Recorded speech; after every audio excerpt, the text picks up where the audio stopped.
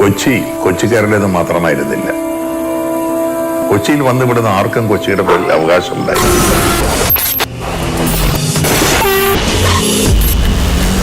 എന്തോ ക്രൈം ചെയ്തെന്ന് പറഞ്ഞ് പോലീസ് അവരെ ചോരനടിച്ചു.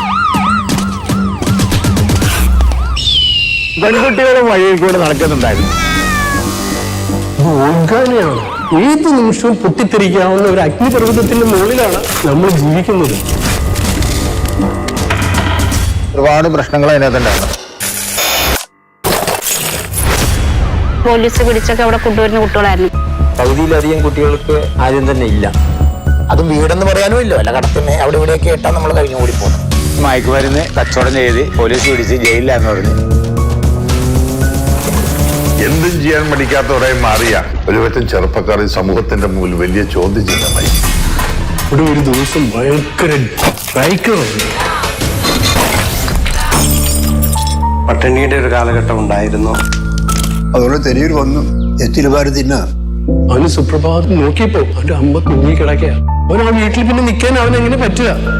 ഏറ്റവും വലിയ ക്രിമിനൽസ് വരുന്നത് ഇങ്ങനത്തെ പശ്ചാത്തലത്തിൽ നിന്നാണ്. ഇന്ത്യ മഹാരാജ്യത്തെ ആദ്യത്തെ തെരുവിലെ കുട്ടികൾക്ക് വേണ്ടിയിട്ടുള്ള ഒരു പുനരധിവാസ പദ്ധതിയാണ് Don Bosco Snehabhavan.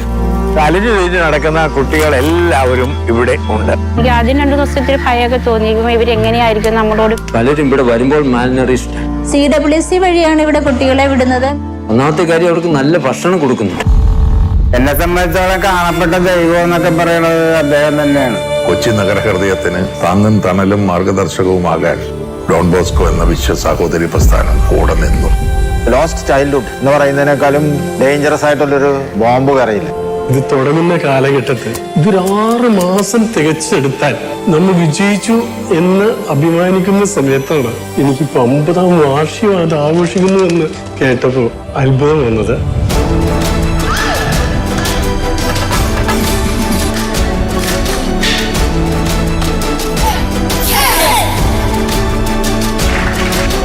Don Bosco എന്ന് പറഞ്ഞൊരു സ്ഥാപനം ഇല്ലായിരുന്നുണ്ടെങ്കിൽ ഞങ്ങൾ തെരുവിലുള്ള എല്ലാ മക്കളും വല്ല കള്ളന്മാരാ കൊലപാതകളാ അങ്ങനെയുള്ള റൂട്ടിലോട്ട് പോയനെ.